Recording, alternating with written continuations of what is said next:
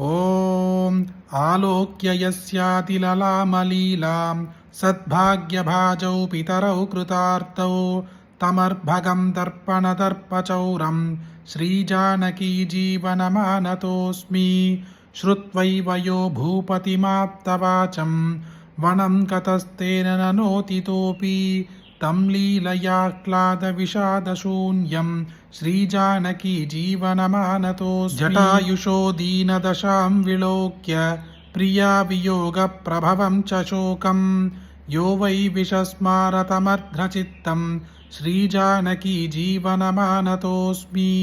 यो वालिनात्वस्तबलं सुकण्ठं न्ययोजयत्राजपदे कपीनां तं स्वीयसन्तापसुतप्तचित्तं श्रीजानकी जीवनमानतोऽस्मि। यद्ध्याननिर्धूतवियोगवह्नि विदेहबाला विबुधारिवन्यां प्राणां दते प्राणमयं प्रभुं तं श्रीजानकी जीवनमानतोऽस्मि।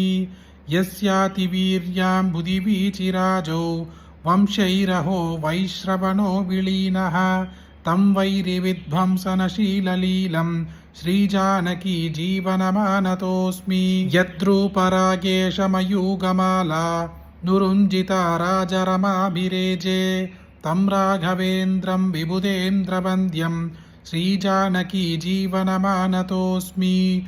एवं कृता येन विचित्रलीला मायामनुष्येण नृपञ्चलेन तं वै मराळं मुनिमानसानां श्रीजानकी जीवनमानतोऽस्मि। जयत्यतिबलो रामो लक्ष्मणश्च महाबलः राजा जयति सुग्रीवो राघवेनाभिपालितः दासोऽहं कौसलेन्द्रस्य रामस्याक्लिष्टकर्मणः हनुमान् शत्रुसैन्यानां निहन्ता मारुतात्मजः। न रावणसहस्रं मे युद्धे प्रतिफलं भवेत् शिलाभिस्तु प्रहरतः पादपैश्च सहस्रशः अर्धयित्वा पुरीं लङ्का अभिवाद्य च मैथिलीं సమృద్ధార్థో కమిష్యామి విశతాం సర్వరక్షసాం. మీరు ఎప్పుడు శ్రీరామచంద్రుని స్తోత్రము వినాలనుకున్నా ఆ స్తోత్రముకు ముందుగా కానీ స్తోత్రము తరువాత కానీ ఒకే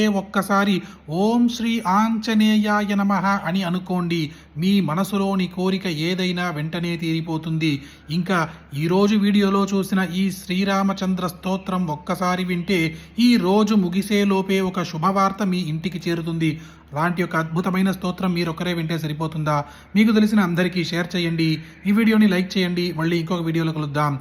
జయ జయ శంకర, హర హర శంకర.